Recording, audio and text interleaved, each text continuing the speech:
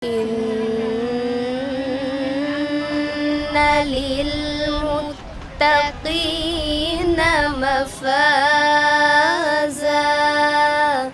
মাহে রমজান উপলক্ষে হিফজুল কোরআন ও পবিত্র কোরআন তেলাওয়াত প্রতিযোগিতা আয়োজন বাংলাদেশ জাতীয়তাবাদী ছাত্র দলের।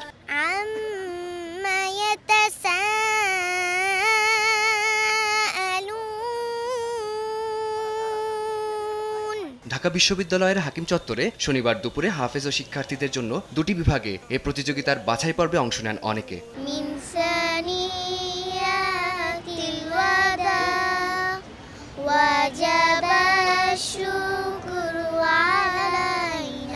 ছাত্রদলের সাবেক ও বর্তমান নেতারা জানান, লেজুর বৃত্তি পরিহার করে মেধার বিকাশ, ছাত্রদের অধিকার ফেরানো, ছাত্র রাজনীতির ভাবমূর্তি ঐতিহ্যকে রক্ষায় নানা সহশিক্ষা কর্মসূচি পালন করছে ছাত্রদল।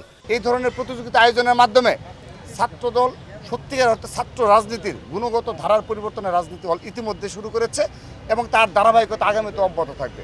ইনসেক্ট রিপেলেন্ট মাস্টার ব্যাচ যুক্ত আরএফএল ওয়াট্রো, কাপড় যত্নে রাখার নাম্বার 1 সলিউশন। জাতীয়তাবাদী ছাত্রদলের কাজই হলো লেজুর ভিত্তিক কাজ না করে ছাত্রদের অধিকারকে প্রতিষ্ঠা করার জন্য লড়াই করা, সংগ্রাম করা, পাশে থাকা, দেশকে গড়ার জন্য শিক্ষা প্রতিষ্ঠানের ভাবমূর্তি ফিরে আনার জন্য এই কাজটুকু তারা অব্যাহত রাখবে। পবিত্র কোরআন তিলাওয়াত প্রতিযোগিতায় অংশ নেন 1000-এর বেশি শিক্ষার্থী। 18 মার্চ টিএসসিতে দুটি বিভাগের 20 জনকে দেওয়া হবে সম্মাননা। ফারদিন মাঝার, সময় সংবাদ, ঢাকা।